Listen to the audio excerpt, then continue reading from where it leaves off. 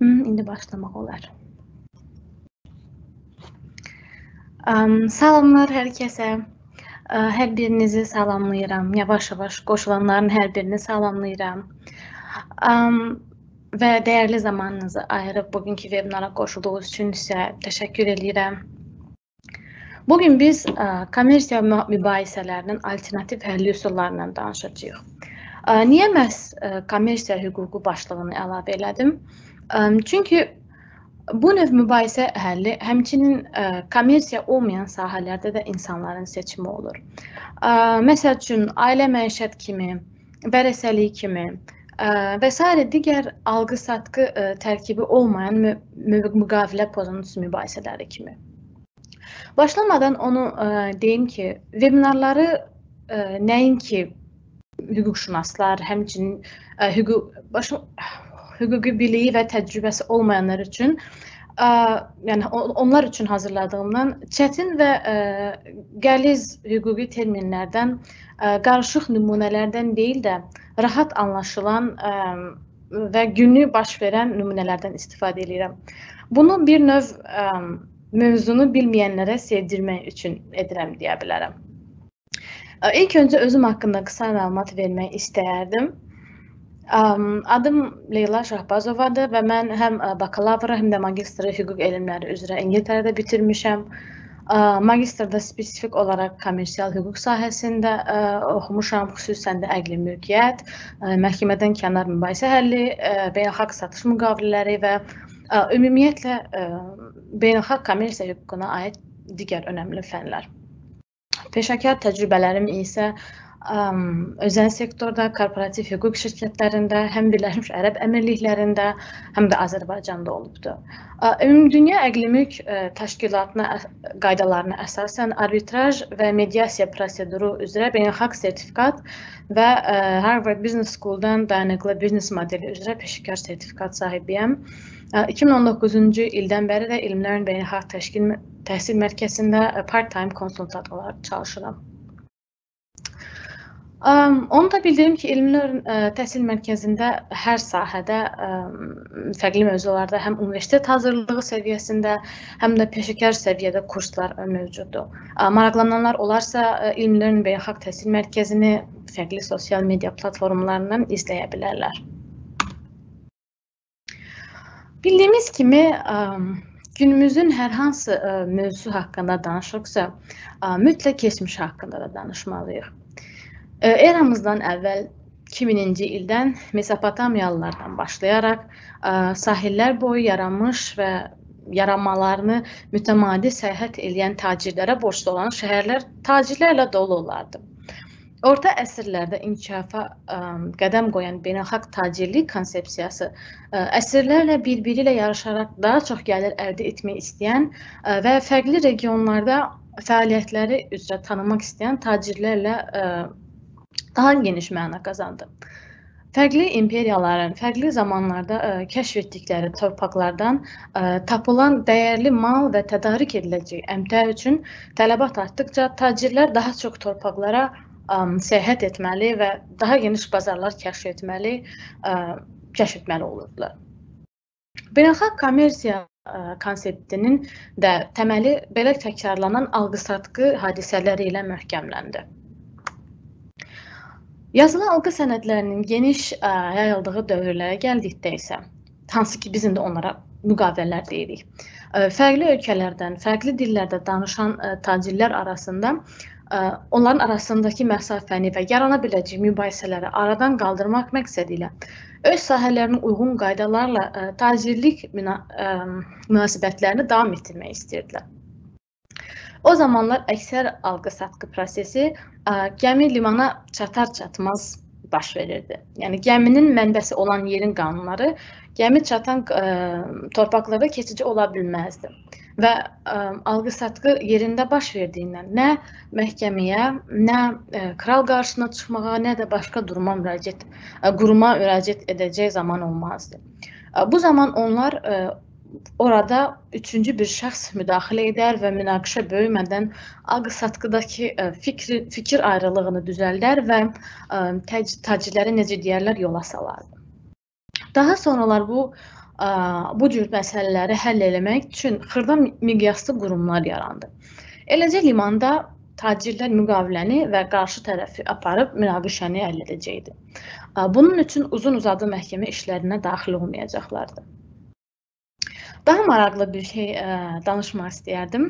Qərb ölkələrində belə bir əhvalat və ya mif var ki, üçüncü neytral tərəfin mübahisə həlli ilk dəfə Süleyman Peyğəmbərdən gəlir.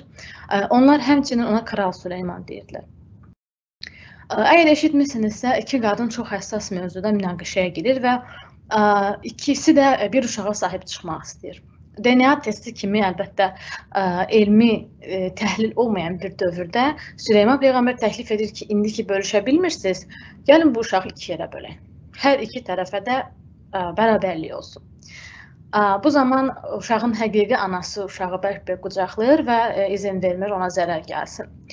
Kral Süleyman beləliklə münaqişəni çətinləşmədən, dərinləşmədən həll edir. Və tarixəndə üçüncü bir neytral tərəfin münaqişədə olan tərəfləri barışığa, məsələləri dərinləşdirmədən həll etməsinə çağırması daha ağıllı addım olaraq görülüb və o cür insanlara çox zaman müdriklər deyilib. Qaydıq günümüzə. Soruşa bilərsiniz ki, niyə məhz bu mövzu və bu başlıq? Bilirsiniz, texnologiyanın sürətlə inkişaf etdiyi bir dövrdə, yəni yeni nəslin formalitə daşıyan xırdalıqlardan daha çox prosesin effektliyinə fikir verdiyi bir dövrdə və nəhayət beynəlxalq kommersiyada, xüsusən də iş adamları üçün zamanın ən dəyərli valyutaya çevirdiyi bir dövrdəyik. Ənənəvi olaraq hər bir ölkənin məhkəməsi ədalətin bərpa mərkəzi kimi görünsə də, artıq sivil şəkildə üz-üzə oturub mübahisəni həll etmək çox iş adamının seçimi olur. Bu, xüsusən də 20-ci əsrin əvvəllərindən başlayaraq sənaye inqilabından sonra qloballaşan kommersiya mühitində fərqli ölkələrdən olan tərəflərin arasında baş verən mübahisələrin həllinin asanlaşması üçün seçilən həll yoludur.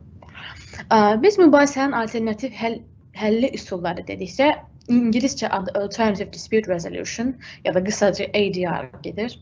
Üçüncü tərəfin köməyi ilə razılığa gələ bilməyən tərəflər arasında mübahisənin məhkəmədən kənar həlli prosesini nəzərdə tuturuq. Belə bir şəkil görmüşdüm internetdə və məncə çox gözəl izah eləyir ADR-ın nə olduğunu. Yəni ADR-a qədər məhkəmənin yükü və ADR-dan sonra. İlk öncə ortalama məhkəmə prosesindən danışmaq istəyirəm qısaca.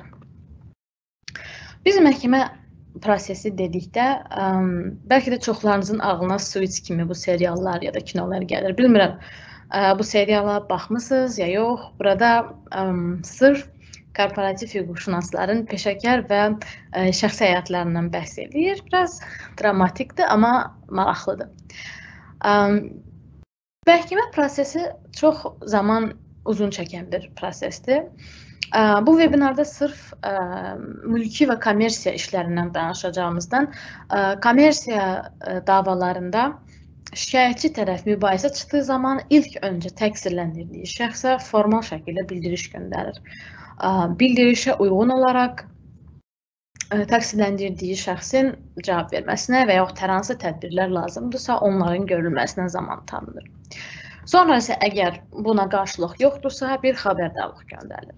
Xəbərdarlıqdan sonra təqsirləndirilən şəxs özünə müdafiə strategiyası hazırlayır. Çox zaman bunu vəkillə edirlər əlbəttə. Məhkəmə zamanı, yeri, mövzu, dəlil toplama, yəni bunlar kimi proseslər bəlli edilir və məhkəmə günü gözlənilir. Bu isə bugündən həftələr, yaxud aylar, hətta illər sonra ola bilər. Əlbəttə, bu baxır seçilən məhkəmə zalının ya da hakimin cədvəlinə, nə qədər dolu olub olmamasına. Bu zaman tərəflərin xərcləri üst-üstə yığılır və qaytarılmayan valyuta olan zaman isə gedir. Məhkəmə prosesi həmçinin tərəflərin hər zaman bərabər olmadığı yerdir. Soruşa bilərsiniz ki, bu nə deməkdir? Tərəflər hər zaman iki güclü şirkət ya da iki güclü iş adamı olmur. Bəzən kiçik orta biznes böyük monopoliyaya sahib bir holdingi məhkəməyə verir. Belə halda əlbəttə ki, holdingin peşəsində ən uğurlu vəkilləri təşkil etməyə həm gücü, həm də vəsaiti yetir. Kiçik biznes həmçinin onun əleyhinə çıxacaq qərarda ağır təzminat və məhkəmə rüsumlarını ödəməyə gücü yetməyə bilir. Bu da bizi gətirir digər məqama. Proses sonundakı verilən qərarın qeyri-müəyyənliyi və tərəflərin normal münasibətə qayıdıb-qayıtmamağı. Mübahisə mövzusu böyük və ciddi olmayan məhkəmə işlərində tərəflərin bərabərsizliyindən əlavə proses sonunda veriləcək qərarın qeyri-müəyyənliyi məsələni bir o qədər də qəlizləşdirir və bundan əlavə tərəfləri sanki daha çox bir-birindən uzaqlaşdırır. Məhkəmə prosesi ədaləti bərpa etməklə məşğul olarkən tərəfləri əslində barışdırmağı ikinci plana qoyur. Ola bilsin zərər çəkən tərəf itkisini bərpa edir, amma kommersiya münasibətləri tam sağalmaya bilir. Məhkəmə prosesi həmçinin sirlərin qalmadığı bir zaldır. İctimaiyyətə açıq olan, necə deyərlər, bu arenada sizin biznesinizin məxfi olan və olmayan detallarının mübahisə mövzusu olması əksər halda bəyənilməyən bir şeydir. Buna misal Apple şirkətinin Samsung ilə olan davalarını verə bilərəm. Apple dəfələrlə Samsung şirkətini smartphone dizaynı, texniki kod kopyalaması və bir neçə əqli mülk oğurluğu üzrə ittiham etmiş və bunun üzərində məhkəmə işlərində çox çəkişmişlər. Bu xüsusən də 2007-2008-ci illərdən sonra iPhone-ların ilk dizaynının bazara buraxıldığı və sonra Samsungun oxşar dizaynlarla bazara daxil olmasından sonra aktivləşdi. Artıq bazarda iki nəhəng mütəmadi məhkəmə çəkişmələrində oldular. Bunu bilməyimizin səbəbi isə məhkəmə işlərinin ictimaiyyətə açıq olmasıdır. Gündəmi mütəmadi zəbt eləməsi və bu əsnada da bu şirkətlərin bütün məxfi olan və olmayan detallarının ictimaiyyətə nümayiş etdirilməsidir. ADR isə tərəflərin müstəqil olaraq məhkəmədən kənar münaqişələrini həll etmək üsuludur. Sizə bir nümunə verim. İki yerli və yaxud xarici şirkət var. Onların arasında alqı-satqı müqaviləsi var.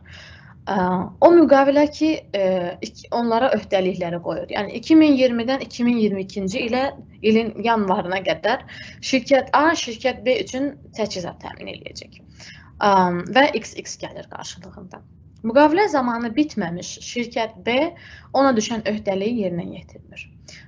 Bu zaman tərəflər baxır ki, iki şirkət arasında yaranan münaqişə nə məhkəməyə qədər uzadılacaq qədər çətin və həll olunmaz deyil, nə də bu münaqişəyə verəcək zaman və yaxud vəsait yoxdur. O zaman tərəflər ADR-dan istifadə edə bilirlər. Tərəflər sivil şəkildə üçüncü bir şəxsi neytral tərəf olaraq seçir və məsələni bu yolla həll edirlər.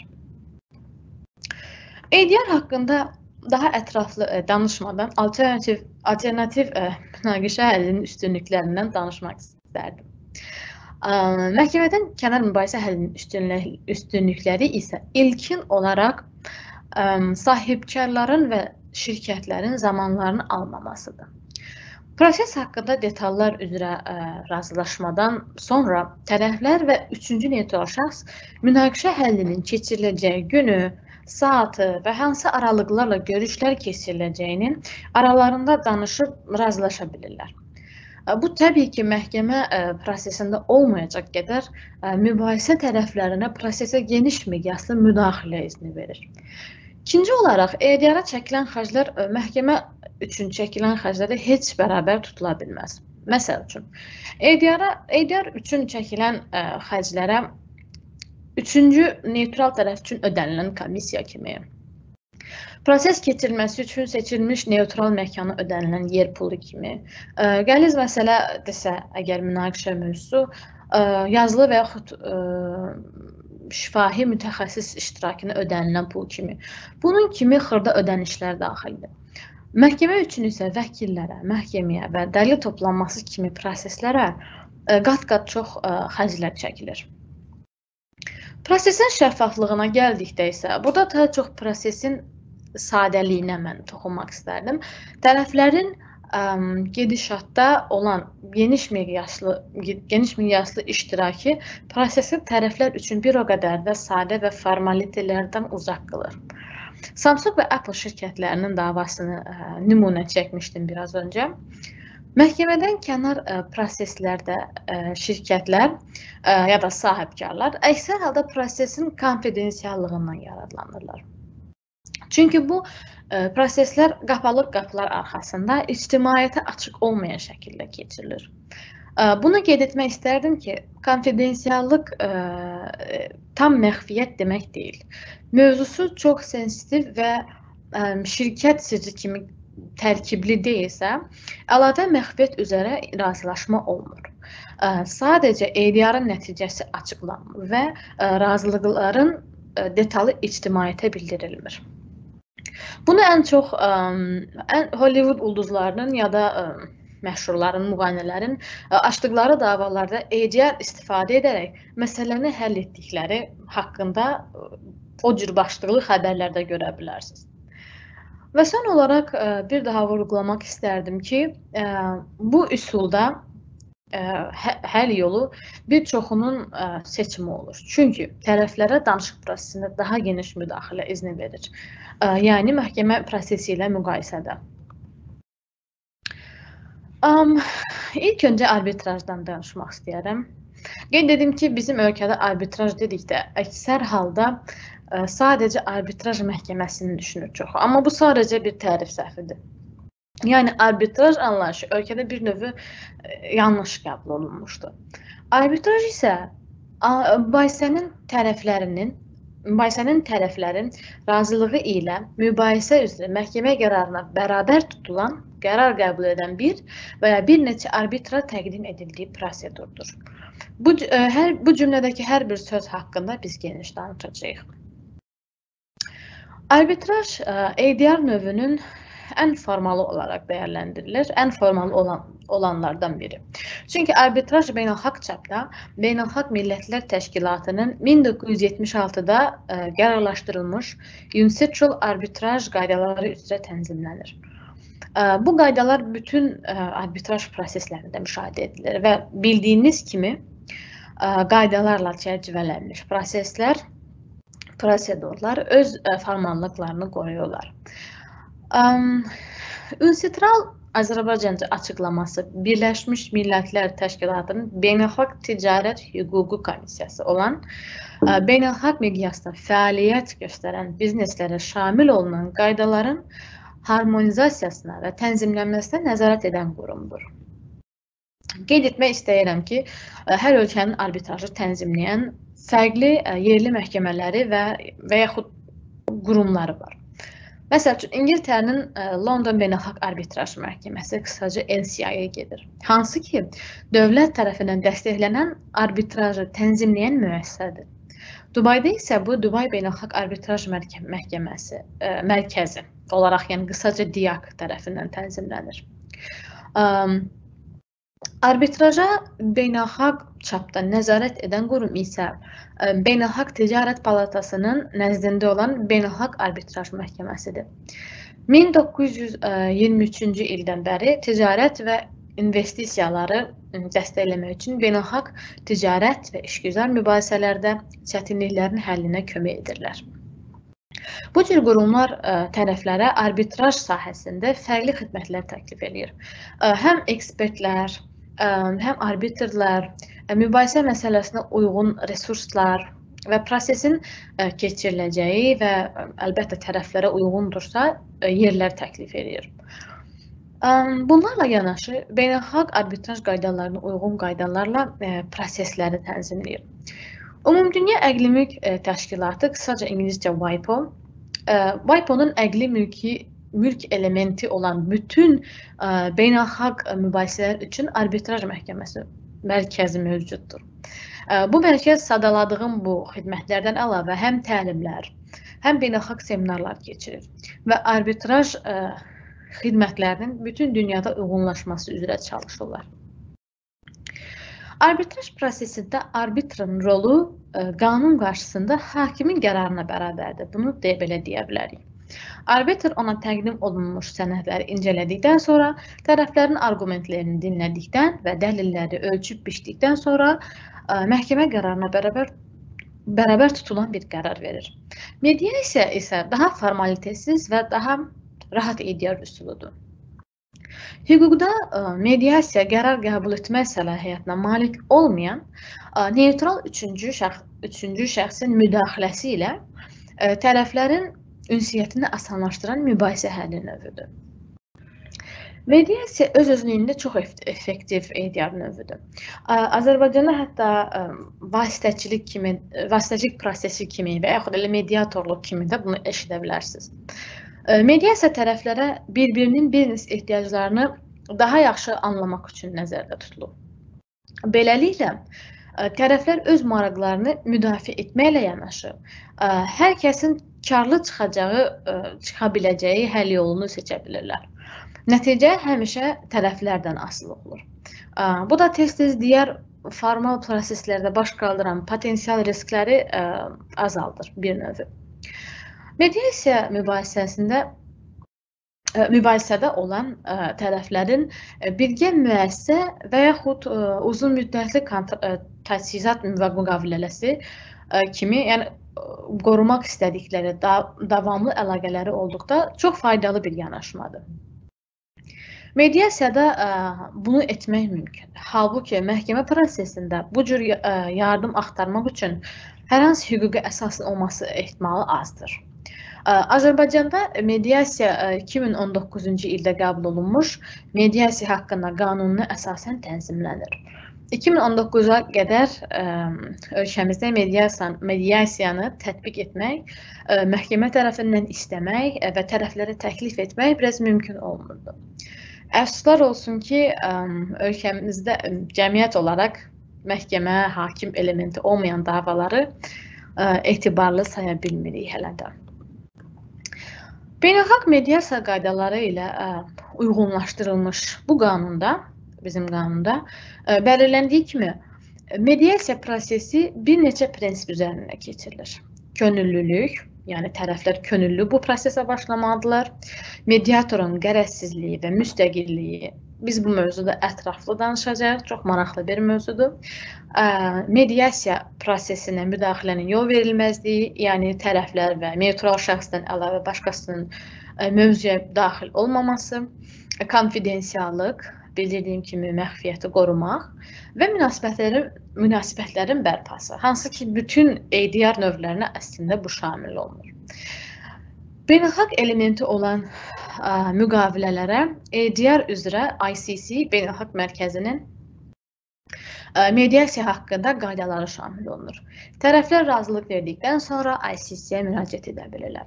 Ölkədən ölkəyə fərqli olsa da, ümumi olaraq mediasiya xidməti əksər halda pullu olur. Mediasiyada ya da ümumiyyətlə bütün eydiyar olaraq mediasiya üzrə xidmətləri olan beynəlxalq təşkilatların da hərəsinin özlərinə görə bir ödənişləri olur, bir rüsumları olur.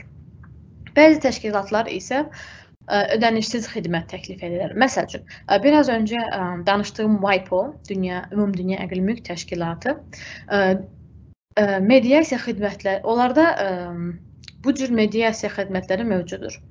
Məsəl üçün, onlar mövzuya uyğun mediatorlar, resurslar, yer və hətta ekspertlər təşkil edir. Və çox zaman bəzi situasiyalarda ya pulsuz olur, ya da bahalı olmayan ödənişlər qarşılığında olur. Mediasiya çox vaxt mübahisələrin həllinin digər formalarından əhəmiyyətli dərəcədə sürətli və daha ucuzdur. Ümumiyyətlə, yəni statistikaya görə mediasiyadan nisbətən erkən istifadə etməklə tam bir məhkəmə prosesi və ya arbitrajla müqayisədə hətta 80% xərc qənaətinə nail olmaq olur. Digər Əsasən Böyük Britaniya kimi ölkələrdə populyar olan bu növ mübahisə həlli nəinki bizneslər, hətta ailə məişət məsələlərində çox zaman seçilən mübahisə həlli metodudur. Barışıq və sadə söhbətlə həll olunan danışıqlar bu üsulla çox zaman üçüncü neytral tərəfin mübahisəli olan tərəfləri ilkin barışdırma cəhdləri olur. Amerikanın vəkillər kollegiyasının verdiyi məlumata görə ADR-ın ən az formalitə daşıyan üsullarından olan barışıq və diskussiya xarakterli danışıqlar digər ADR növlərindən 75% daha effektiv nəticə verir. Çünki əksər halda iki mübahisəli tərəfin çox zaman münaqişə mövzuları üçüncü neytral tərəfdən ciddi vəziyyətə çatmamış həll olunan olur.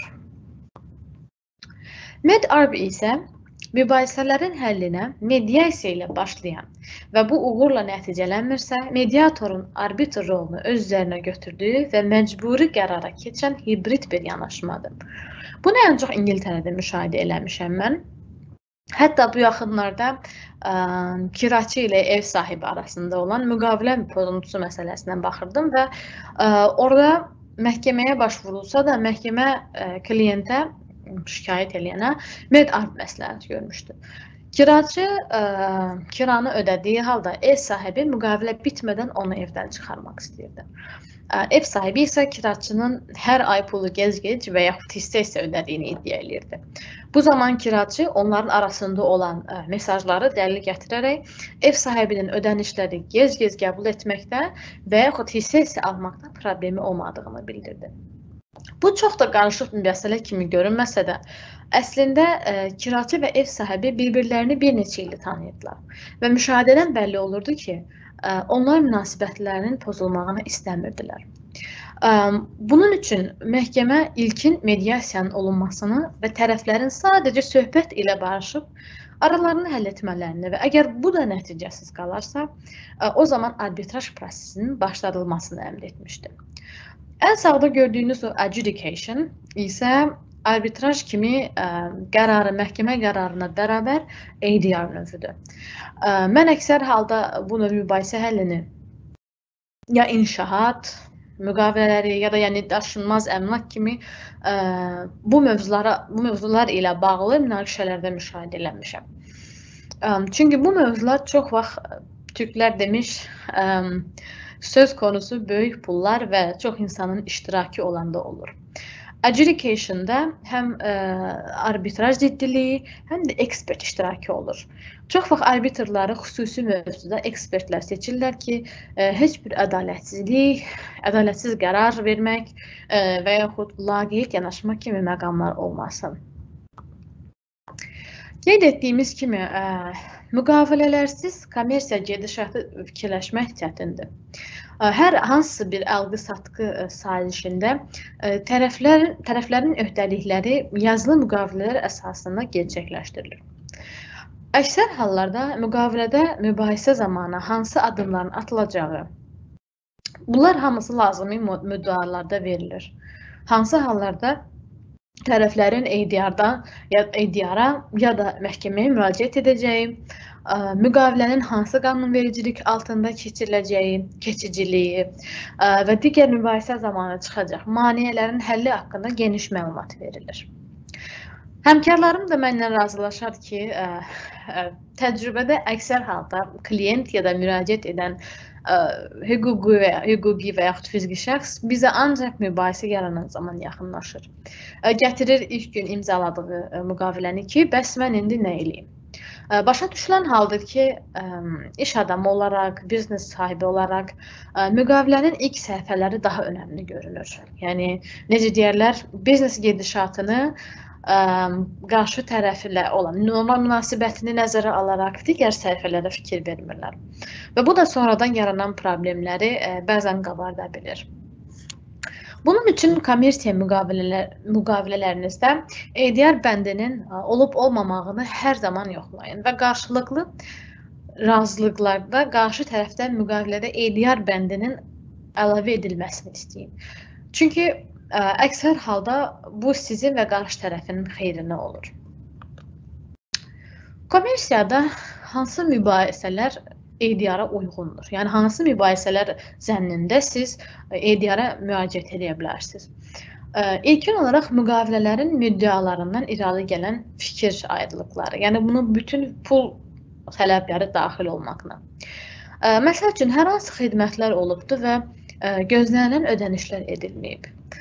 Bir mediasiya prosesi müşahidə etmişdim. Orada şikayətçi tərəf qarşı tərəfin ödənişlərlə birgə ƏDV-ləri də ödəyəsi olduğunu, amma onların tamamlanmadığını iddia edirdi. Məhkəmə onları mediasiyaya yönləndirmiş və məsələnin çox cüzi faktoru olduğundan aralarında həll etmələrini məsləhət bilmişdi. Qarşı tərəf isə sonradan toplanmış vergiləri şikayətçi tərəf ödəyərək bu mövzuya beləcə də nöqtə qoymuşdu. Və ən öncə danışdığım kimi müqavilədə verilən öhdəliklərin icrası ilə bağlı mübahisələr. Məsələn, tədarükçüdürsə, zamanında lazımi malların və yaxud xidmətlərin tədarük edilməməsi öhdəliyin yerinə yetirilməməsi kimi qəbul edilə bilir. Bir dəfə bir internet provider şirkətinə məhkəməyə vermək istəmişdim. Çünki müqavilədə zamanında ödəniş ediləcəyi halda saniyədə 50 megabit sürətlə internet təmin edəcəklərini bildirilmişdi. Reklamlarında da açıq şəkildə bunu bildirmişdilər. Ancaq hər ay zamanında ödəniş olmağına baxmayaraq, ayda hər gün, günün yarısı internet kəsilər və yaxud həddən artıq yavaş işləyərdi. Xidmətdən vazgeçmək üçün verilən zaman isə 15 gün idi. Və 15 gün olmadan mən əlbəttə onlara bir şikayət yazdım. Lakin heç bir şey dəyişmədi. Və yenə bir 15 gün keçdi və onlara ikinci bir şikayət yazdım. Və bu zaman mənə dedilər ki, 15 gün keçdiyindən siz ödənişsiz və yaxud penalti olmadan siz müqavilədən çıxa bilmərsiniz. Bunun üçün mən onları həm öhdəliklərini yerinə mən onlara bildirdim ki, mən öhdəliklərimi yerinə yetirdiyim halda siz öhdəliklərinizi yerinə yetirmirsiniz. Çünki onlar həm reklamlarında səhv reklam edirdilər. Deməli, siz 50 megabit sürət internet vermirsiniz. Həm də zamanında bunu təmin etmirdilər. Müqavilədə EDR bəndi olduğu üçün EDR mütəxəssislərinə də mən müraciət etdim. Bunun qarşılığında isə internet provider mənim müqavilədən istədiyim şərtlərdə azad edərək, hətta ödədiklərimin də bir neçə faizini mənə geri verdilər. Çünki anladılar ki, məhkəməyə getməsəm də EDR ilə udmağım şansı daha çoxdur. Burada açıq-aşkar müqavilə pozuntusu var. Növbəti olaraq isə müştərilərlə mal tədarükçüsü arasında baş verən mübahisələr. Biz sadəcə business-to-business münasibətlər nümunə verdik. Amma indicə verdiyim nümunə istehlakçı və biznes arasında olan nümunədir. Sadəcə iş adamları deyil, istehlakçı da şirkəti EDR etməyə dəvət edə bilər. Münaqişə bitdikdən sonra da münasibətlərin davam etməsi və barışığın bərpasını təmin etmək tərəflərin ilk hədəfi olduqda EDR ilk seçimlərdən biri olur. Dediyim kimi, elə biznes əlaqələri var ki, onların münasibətləri sadəcə bir müqaviləyə deyil də illərin əməkdaşlığına dayanır. Belə halda əlbəttə ki, məhkəmə prosesləri bu münasibətləri zədələyə bilir. Hansı mübahisələr EDR-a uyğun deyildir? Burada bu slayda axırıncı qeyd eləsəm də, ilkin demək istərdim ki, tərəflərdən ən az biri EDR etmək istəməsə, bunu nə neytral tərəf, nə də EDR istəyən tərəf məcbur edə bilməz. Bunun bütün ölkələrdə qanunlar, konstitusiyalar, hüquqi və fiziki şəxslərin məhkəməyə müraciət etmə hüquqlarının varlığını və bu haqların qorunduğunu təmin edirlər. Hər hansı müqavilənin ya da şəxsin bu haqqı əlindən alması yol verilməzdir. Və EDR prosesini məcbur qılmaq ədalətsizliyə yol aça bilər bir növ.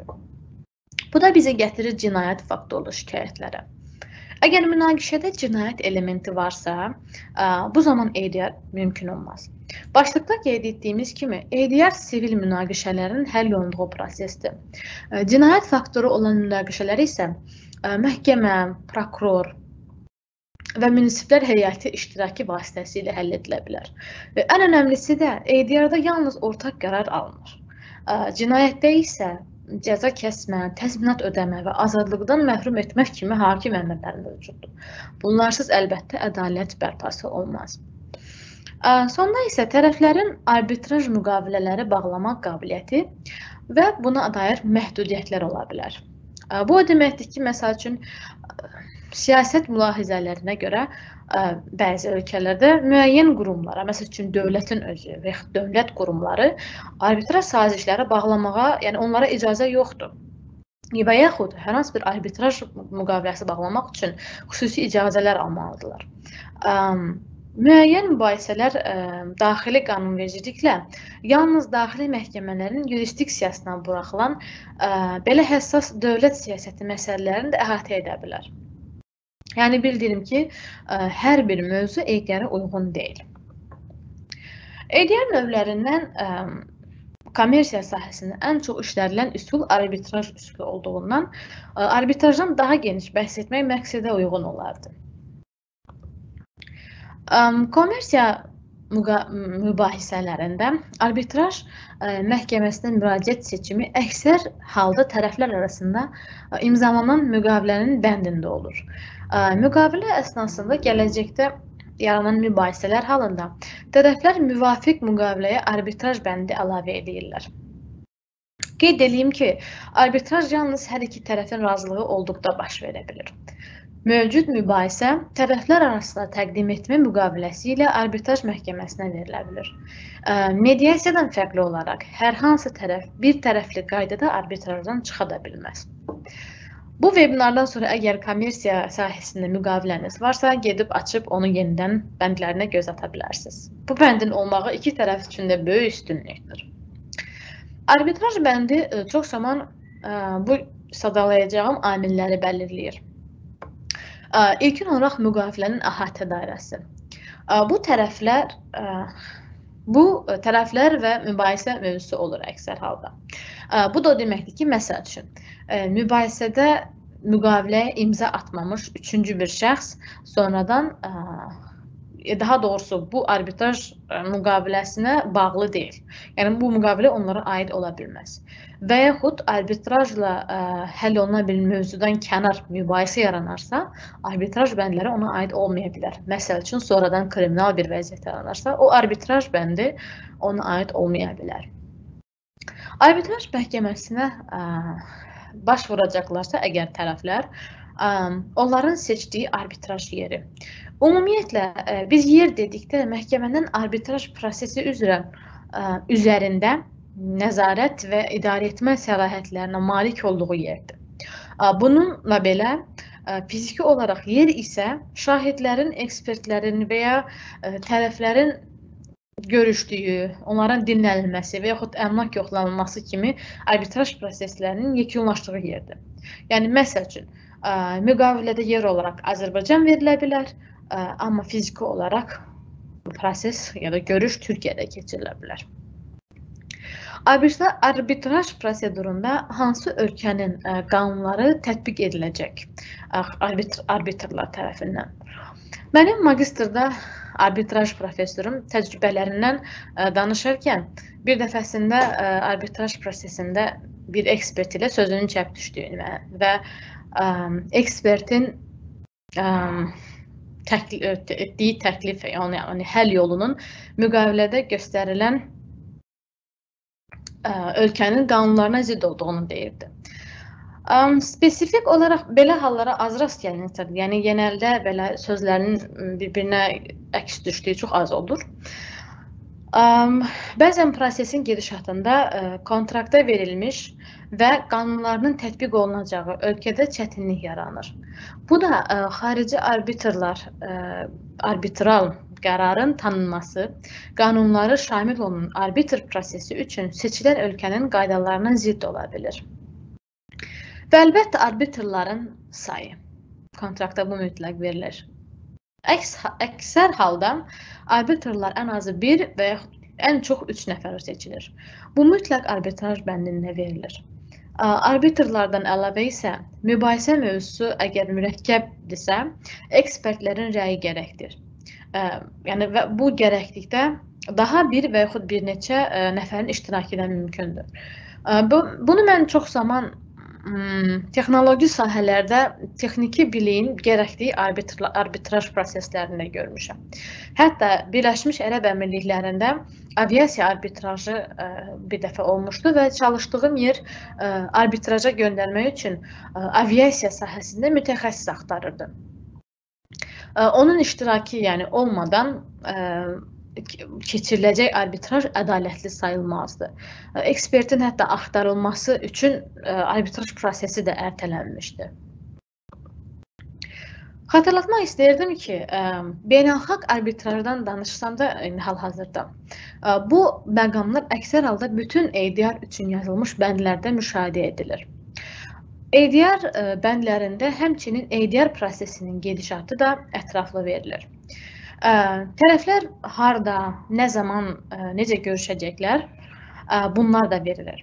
Əgər üz-üzə görüş alınmasa, tərəflər onlayn şəkildə görüşə bilərlərmi? Hansı növ kommunikasiya qəbul olunur? Məsəl üçün, tərəflər WhatsApp-la olan ünsiyyəti əsaslı kommunikasiya saymaya bilərlər. Onun yerinə, məsəl üçün, bənddə elektron ünvanın keçərli ünsiyyət növü olduğu verilə bilər. Bundan əlavə cədvəl, görüş saatları və s. kimi ünsiyyət faktorlu olan şeylər tərəflər arasında dialoq olan mövzular olur. Bu bəndlərdə həmçinin dəlil toplanması da verilə bilər. Tərəflər nə zaman çərçivəsində, hansı növ və s. kimi dəlil toplanmasına dair məlumatlar üzrə razılaşa bilirlər. Bu da bir daha tərəflərin prosesə nə dərəcədə iştirakının və müdaxiləsinin olduğunu göstəricisidir. Və təbii ki, son olaraq digər mövzuda var, təxmini rüsumlar. İlkin olunacaq ödənişlər və digər növ ödənişlər.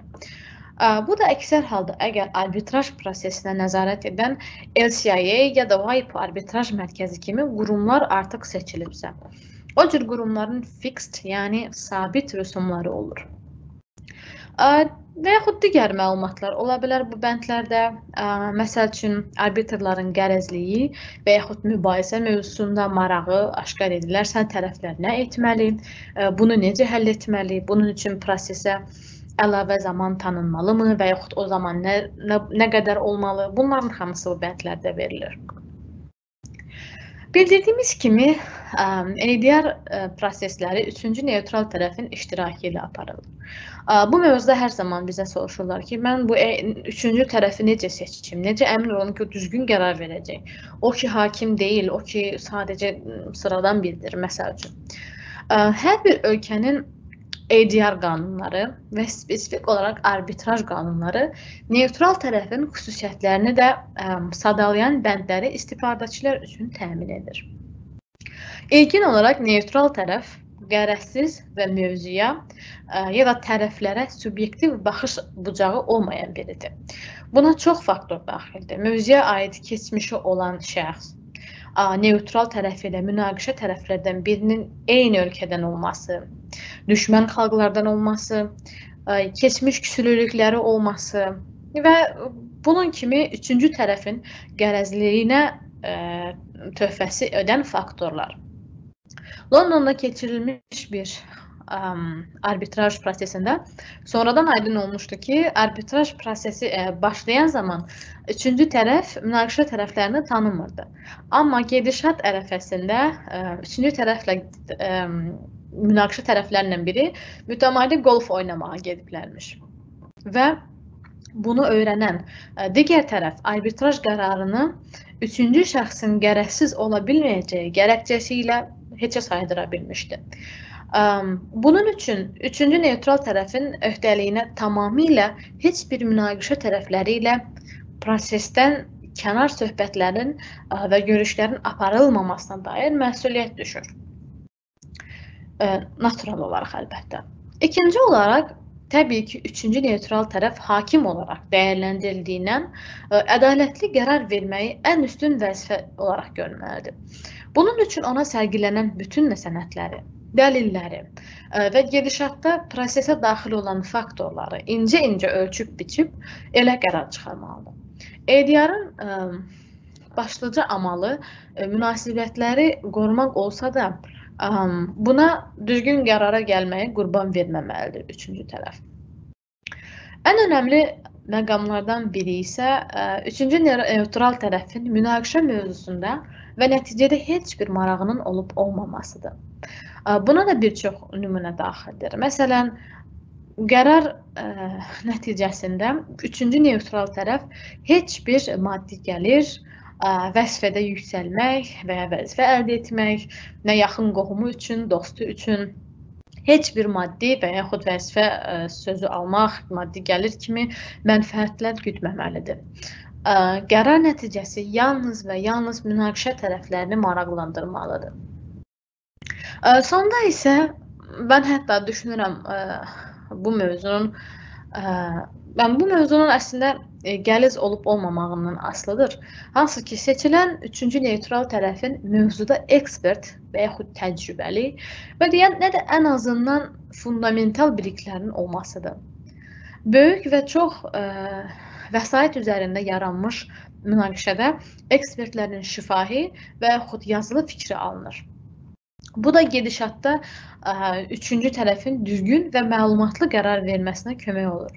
Amma bir çox məqamda üçüncü neytral tərəfin özünün mövzuda ekspert olmağı əksər müraciət edənin seçimi olur. Məsəl üçün, əqli mülkiyyət transferi mövzulu arbitraj prosesi düşünün. O proseslərdə siz əqli mülkiyyət biliyi, ümumi əqli mülkiyyət biliyi olan neytral tərəf seçə bilərsiniz və yaxud sırf əqli mülkiyyət transferi üzrə mütəxəssis ya da təcrübəsi, biliyi olan birini seçə bilərsiniz. Arbitraj öhdəliyindən yayılmaq niyyətində olan tərəf əsas müqavilənin artıq etibarlı olmadığı üçün əsas müqavilənin bir hissəsini təşkil edən arbitraj bəndinin də etibarsız olduğunu iddia edə bilər. Bu arqumentin qəbul edilməsi arbitrajın sona çatmasına səbəb olar. Bu da o deməkdir ki, tərəflər məhkəməyə müraciət etməli olacaqlar. Yəni, bu da tərəflərin arbitraja getməyə razılaşdığı fikrinə ziddir. Bu doktrina bu arqumentə qarşı qalxan rolunu oynayır bir növ. Böyük Britaniya kimi və qərb ölkələri kimi o sistemdə çalışan ölkələrdə bu prinsipdən və yaxud bu doktrinadan çox istifadə edirlər. İngiliscə adı Doctrine of Severability gedir. Yəni, arbitraj bəndi ümumi müqavilədən ayrı sayıla bilir. Bəzən ümumi müqavilənin ləğvi arbitraj bəndinə aid edilməyə bilir. Bu praktikada çox görülən bir şeydir. Çünki müqavilələr çox zaman, necə deyərlər, başdan sovdu yazılır. Hüquqşünaslarla qeyd yanaşa bilir və yaxud ümumi strukturda nəsə problem olur, düzgün müqavilə, düzgün mövzu üçün, düzgün kommersiya münasibəti üçün yazılmır. Hansı ki, çox zaman münaqişə baş verdiyi zaman bəlli olur. Və yaxud tərəflərin imzaladığı müqavilənin öhdəliklərinə verilən zaman bitir. Amma münaqişə sonradan yaranır. O zaman məhkəmə tərəflərinin arbitraja müraciət edə bilmələri üçün arbitraj bəndini keçərli eləyə bilir. Bu doktrina bütün mübahisələrin həlli müddəalarına tətbiq oluna bilir. Lakin doktrinanın gücü mübahisənin həlli bəndinin növündən asılıdır. Bəzi ölkələrin arbitraj qanunlarında bu doktrina hətta yazılı şəkildə verilmişdir. Məsəl üçün, Danimarkanın səhv eləmirəmsə, arbitraj qanununda arbitraj bəndinin müqavilə ləğvində, avtomatik olaraq ləğvinin mümkün olmamasının aydın şəkildə verilir. Amma əksər ölkədə bu doktrina isə qanunlarda verilməsə də proses zamanı tətbiq olunur. Beynəlxalq arbitrajı tənzimləyən 3 sütun var. New York Konvensiyası, Unilateral arbitraj qaydaları və model qanunu. Bildirim ki, arbitrajın ümumi mövzusu o qədər genişdir ki, təhsil sahəsində bunu 3-4 ay arası oxuyub bitirirlər, yəni. Bunun isə 60% arbitraj prosesi bitdikdən sonra alınan beynəlxalq arbitraj keçirilən ölkədə tanınması haqqındadır. Düşünün, yəni necə geniş bir mövzudur. Onun üçün bu mövzunu qısa və kompakt şəkildə sizlərə izah eləyə bilmək üçün bu 3 sütun haqda qısa danışmaq istəyərəm, çox qısa. New York Konvensiyası ilkin olaraq arbitraj keçirilən ölkələrdən arbitraj qərarlarının konvensiyanın müddəaları ilə harmoniyada olan milli qanunvericiliyə uyğun olaraq məcburi tanımaq və onları icra etməni tələb edir. Bu konvensiyanın əsas bəndləri üzv dövlətlərin beynəlxalq qərarların məcburi tanınmasını və öz prosedur qaydalarına uyğun icrasını müəyyən etmişdir. Xarici qərarın icrasını tələb edən tərəf yerli məhkəməyə arbitraj qərarını və arbitraj müqaviləsini təqdim edərək prosesi başlada bilər. Bu qədər sadə. Yəni bu konvensiyanın başlıca amalı odur ki, hər bir üzv dövlət xarici qərarların tanınmasının mümkünsüzlüyünü qanunlara dayanaraq və konvensiyanın bəndlərinə uyğun olaraq göstərə bilər. Yəni, üzv dövlətlər tərəfindən hər hansı fiziki ya da xüsusi şəxsin haqları tapdalayan addımların qarşısını almaq məqsədi ilə qüvvəyə gətirilmiş bir qaydalar toplusudur New York Konvensiyası. Baş ofisi Viyanada yerləşir, Avstriyada və biraz öncə qeyd etdiyim kimi UNCITRAL-ın vəzifəsi ticarət qanunlarını üzv ölkələrdəki yerli qanunlarla uyğunlaşdırmaq və müasirləşdirməkdir. UNCITRAL-ın vəzifələrinə daxildir ticarətin və rifahın artması, ticarət axınına mane olan milli qanunlardakı fərqləri azaltmaq, biraz öncə qeyd etdiyim kimi harmonizasiya, mübahisələrin həllində çətinliklər və nəticənin həyata keçirilməsində yaranmış çətinliklər əgər yaranarsa, onların rahat şəkildə aradan qalxması. UNCITRAL model qanunu isə hansı ki, nümunəvi qanunda deyirlər, beynəlxalq kommersiya arbitrajının xüsusi elementlərini və ehtiyaclarını nəzərə almaq üçün arbitraj proseduru haqqında qanunlarını islahat etmək və modernləşdirməkdə dövlətlərə kömək etmək üçün hazırlanmışdır. Nümunəvi qanun, model qanunu arbitraj razılaşmasından arbitraj məhkəməsinin tərkibinə və yurisdiksiyasına və məhkəmə müdaxiləsinin miqyasından arbitraj qərarının tanınmasına və icrasına qədər arbitraj prosesinin bütün mərhələlərini əhatə edir. Biraz öncə danışdığım bütün mərhələləri.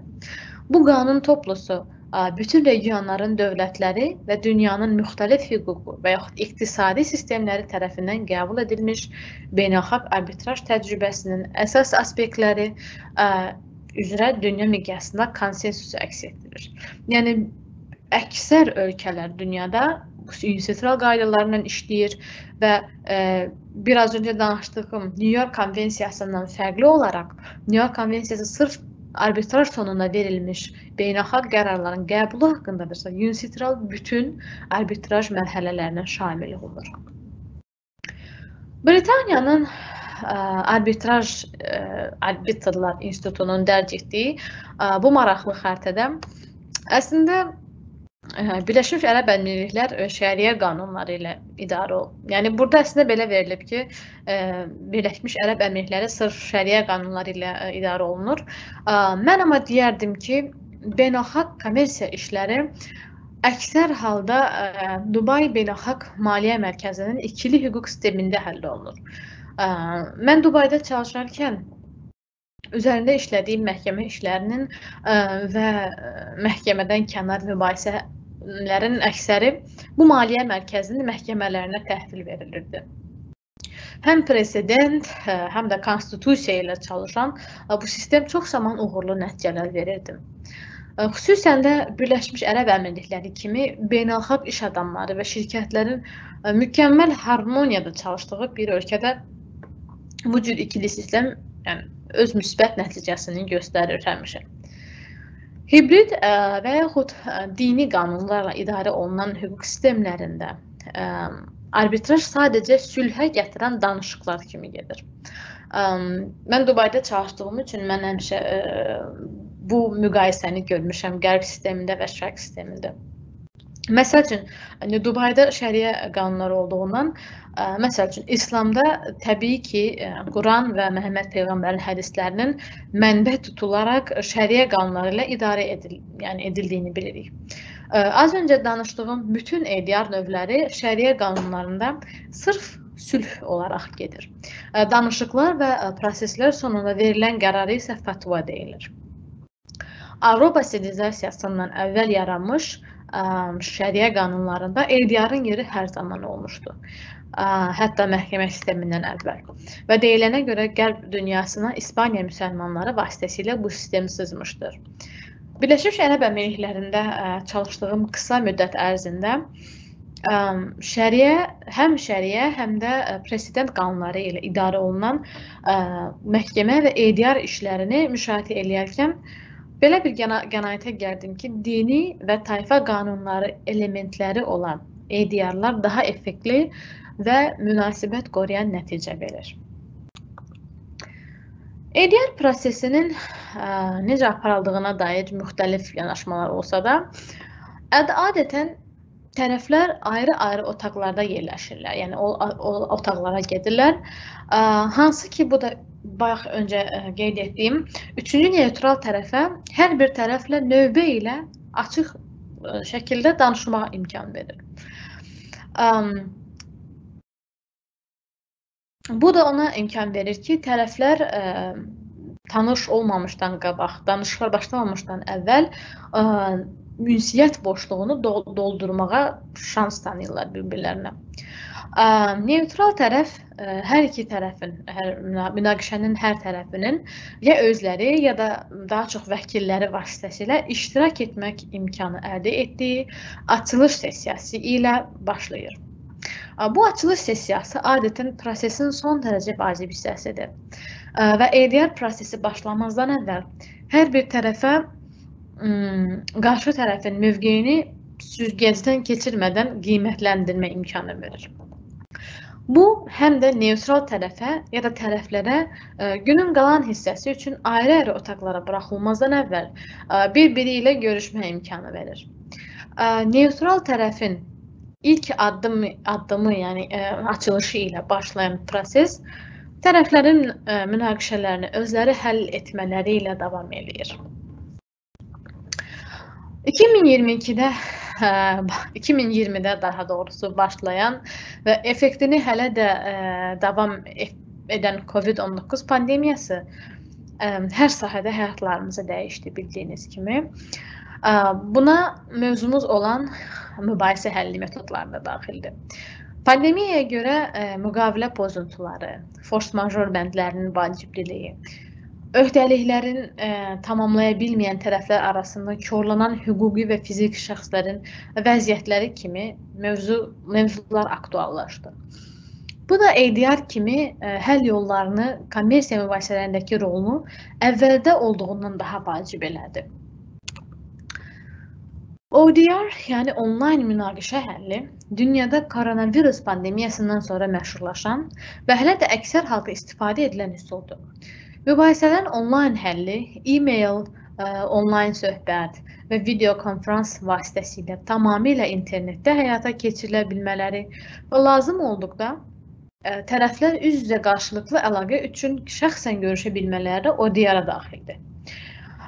Mən 2017-də bir hüquqi məsləhətçi olaraq bir kiraçı ilə ev sahibi arasında olan müqavilə pozuntusu məsələsinə baxmağa dəvət edilmişdim. Ev sahibi müqavilə bitmədən kiraçının əşyalarını nəinki mənzildən çıxarmış, geri qaytara bilməyəcəyi bir şəkildə zibil qutusuna atmışdı. Ev sahibi ilə qarşılıqlı e-mail və telefon danışıqlarında bildirmişdi ki, kira qalan şəxs, yəni şikayətçi, bir aya yaxındır mənzilə gəlib getmədiyilə onun artıq orada yaşamadığını qənaətinə gəlmişdi. Əlbəttə ki, ev sahibi haqsız idi, çünki ciddi müqavilə pozuntusu var idi. Şikayətçi məhkəməyə şikayət vermək istəyəndə ona müqaviləsinə baxdıqdan sonra orada ADR-dan istifadə edə biləcəyi bəndinin varlığını bildirdi. Birlikdə dəlil toplama və digər sənədləri hazırladıqdan sonra müqavilədə bildirilən adjudication xidməti üzrə sənədləri göndərdik. Bunu danışmağımın səbəbi isə biz nə işə baxan üçüncü neytral tərəfi gördük, nə onunla danışdıq, nə də o bizimlə əlaqə saxladı. Portal var idi, portaldan sənədləri göndərilməsi üzrə və əlbəttə ki, qarşı tərəfin də iştirakı ilə ADR xidməti tamamilə onlayn və necə deyərlər, təmassız oldu. Şikayətçi əlbəttə dəyər əşyaları qaytarılmadığından maddi kompensasiya edildi və ev sahibi bu qərar ilə razılaşmalı oldu. Hətta o zaman belə, hələ pandemiyanın hər şey onlayn etmədiyi zamanlarda belə ADR proseslərinin sırf onlayn keçirildiyi aktual idi. Bu məsələdə ev sahibi hüquqi şəxs olduğundan kiraçıya müqaviləni hazır edən şirkət olduğundan əlbəttə müqavilə bəndində ADR və hətta ODR-ın da necə formatda keçiriləcəyi haqqında geniş məlumat vermişdi.